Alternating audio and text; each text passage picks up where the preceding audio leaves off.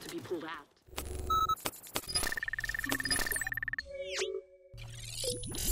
Hey everyone, RogueGold here, and today, after many hours spent farming and after many tears wept upon receiving no drops, I was finally able to get my hands on the new Ouroboros Exotic SMG, the latest pinnacle endgame reward in the Division 2 from the new Paradise Lost incursion. There has been a lot of buzz surrounding this gun ever since it arrived on the public test server for this update, and as you might have been able to tell from the gameplay, I'm happy to report that the hype was not unwarranted. This weapon is a powerhouse, delivering fantastic base stats alongside stupidly high RPM, which makes it a super universal weapon, whether you want to build around the talent, ignore the talent, go for increased mag size, damage, further increasing the rate of fire. There are many directions to take this weapon, and I think that's awesome. Now, I knew all along that I wanted to make a PvP build for this thing, but I wasn't too keen on just doing what everyone else is, which is Striker or all high ends. I tried those out, and they were fun and certainly viable and super good, but it just didn't give me that wow factor that I think this SMG calls for and deserves. And so that is when I thought to create HeartStrike, a setup that utilizes the Ouroboros' best attributes to mesh it with an atypical gear set for SMGs. However, the result is devastating. You're able to build up very high damage while stacking huge amounts of bonus armor to sustain yourself in fights, and keep you alive long enough to fully utilize the gun's talent, mixing it with another exotic to mitigate the impact of status effects, and unleash them right back out onto your enemies. This is one of my most favorite builds that I've created in quite a while, so I hope you enjoy.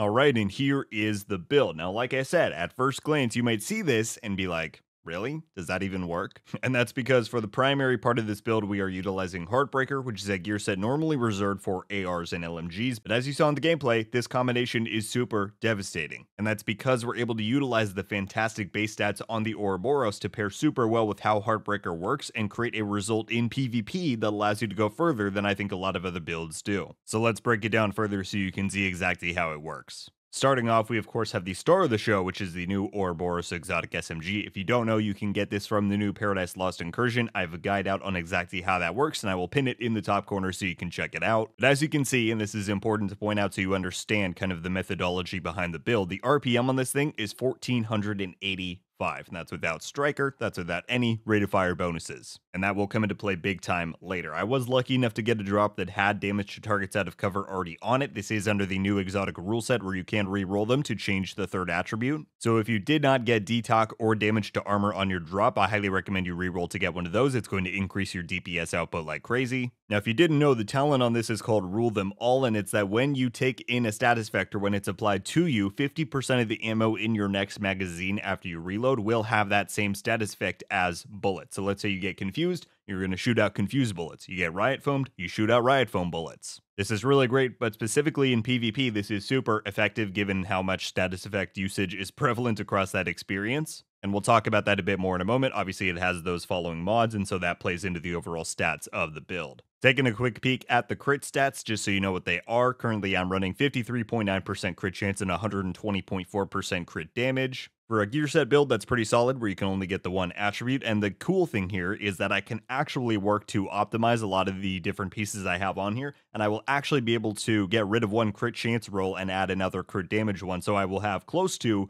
maximum crit chance and then like 132, 133% crit damage, so that's about the ceiling that you're looking at hitting. For my secondary, I've got the named Kingbreaker TKB, and that is because we're dealing with Heartbreaker and Pulse stuff. This is just a really good secondary. If you need a high damage output option, you can swap to this, Pulse them, and you're going to be doing a lot of damage because it has that perfect flatline. But if you want to run something else, don't let me stop you. Then for my sidearm, I have the Orbit, like on a lot of my builds, run whatever you like here. Moving on to the gear, we start out with the Catharsis Exotic Mask. Now, I am so glad that this has all worked out in the way that it has. This is one of my favorite exotic and just gear items in the game for PvP. I think it's so fun. I think it flows so well with how I play the game. And it pairs perfectly with how the talent on Ouroboros works. And that's because the Vicious Cycle talent allows you to take up the stacks whenever you take damage, and that includes either its weapon damage or skill damage or status effects. You build up to a cap of 30, so 30% weapon damage, and then it triggers, which purges all status effects, it cleanses you, drops that healing cloud, and yeah. So if you get hit by fire, for example, you're going to be able to build up those resistance stacks, and you can reload and dish it back out. It's just a super good synergy between this and the Ouroboros, so if you have it, I highly recommend you incorporate this in. And so on here we have the fixed attributes of armor, incoming repair, and armor regen, and I have a crit chance mod.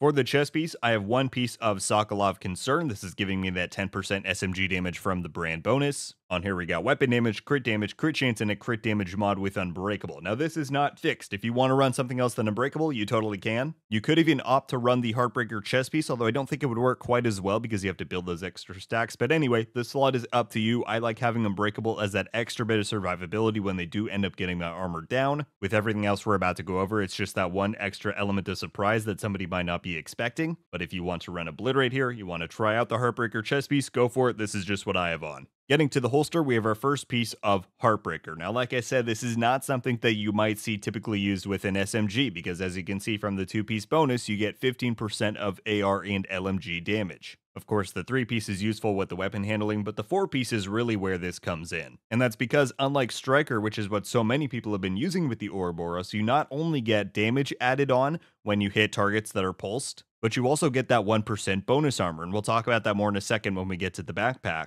But what this allows you to do is actually just have a really prolonged 1v1 fight in PvP. And it means that even if you start out a fight not with the upper hand and it looks like you're taking a ton of damage, all it takes is quite literally 1 or 2 seconds of shooting the Ouroboros at somebody to build up a ton of bonus armor and dish that damage back out to them because of the insanely high RPM that the gun has. So what this build really is all about is opening up a damage window that you normally wouldn't get on other builds because you don't have that kind of safety layer of the bonus armor. And so it's a really fun kind of trade-off. It's fun kind of seeing the bonus armor surge up and down as you fight. You get those damage stacks, and eventually, most of the time, you'll be able to put somebody down. It's just a really fun combination. Not much more else I can say there. Here on the holster, we have armor and crit damage. For the backpack, we have the second piece of Heartbreaker, and we are using the gear set backpack, which gives us that amplification talent of cold. And what this does is it increases the bonus armor gain from the Heartstopper talent from 1 to 2%. Meaning that even without the chest piece for the gear set, we're able to get 100% bonus armor off of one max stack. And like you'll see in the gameplay, you can go back and watch, you can build that up within